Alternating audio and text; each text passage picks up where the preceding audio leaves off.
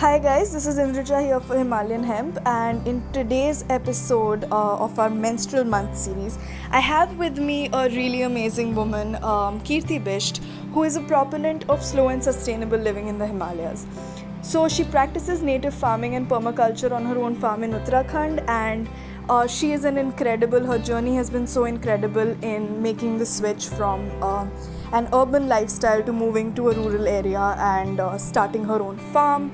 And I also know that for a very long time she was traveling all over India and documenting her journey. So Kirti has in fact been speaking about a minimal waste lifestyle for a really long time. So Kirti, what can you tell us about your journey with adopting a minimal waste lifestyle? Hi Indrujat, my low waste journey started while traveling. Like many of us, I also stopped buying plastic bottles and packets of chips. But this journey really became a reality for me when I and my husband we shifted base from a city to a village.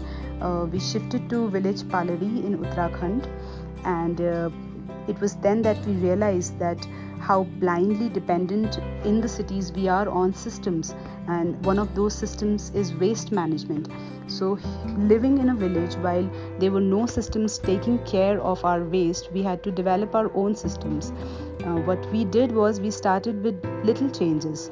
One of those changes was that we completely took care of our kitchen waste. All of our green waste goes to our banana circle that feeds our vegetable beds, and all of our grey water from the kitchen also feeds our banana circles.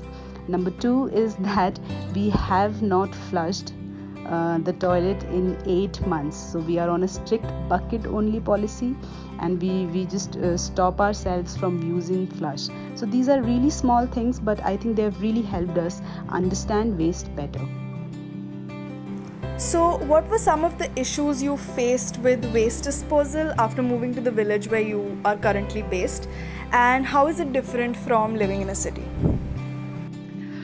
Living in a city is very different from living in a village because of obvious reasons. There are challenges of both these lives. Like there are challenges of city lives, and then when you come to a village, because the socio-economic, the socio-cultural factors, the values, the ethics, the demographics in a village are so different from the city that it has its own challenges. But if I had to talk about one big challenge, again it would be waste disposal. Because of our habits, all of our atta, chini, chawal comes in plastic packets, and at the end of the month, in the rural setting, like people like us who have moved and are still stuck to their city habits would have problems disposing the waste. If you compare this situation to a villager, in the village, like people don't buy small quantities. First of all, they would always buy big quantities, and then I don't know, they just know how to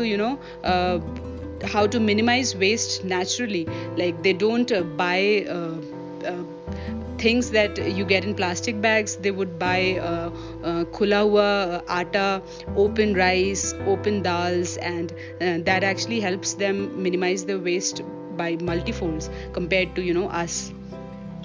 Second would be water waste, because we are slowness Himalayas are in the mountains, and in mountains water is a big problem. So we wanted to minimize our water consumption as well, and that was another problem that we faced when we came here. And I think third problem should be disposing of tampons.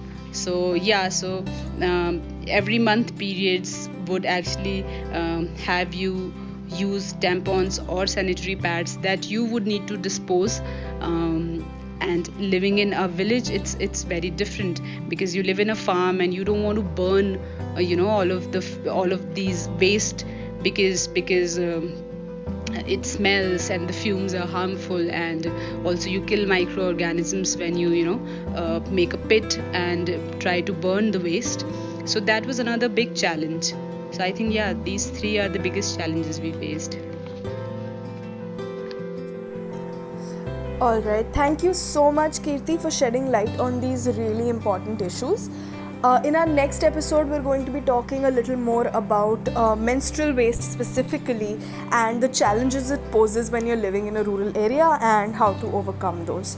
Until then, I urge everyone to go and check out Kirti's Instagram and check out Slowness Himalayas, because they're providing a really wonderful model and an aspirational model for people who want to adopt a more sustainable lifestyle, and also a path to follow really for people who have always lived in an urban area and think that it must be so difficult to survive and really thrive in a village. And we need more and more people to realize the importance of living in harmony with nature and minimize waste, pollution, and all the things that are damaging our environment. So thank you so much for joining us, and we will see you next time. Check out Himalayan Hemp's blog, and until next time.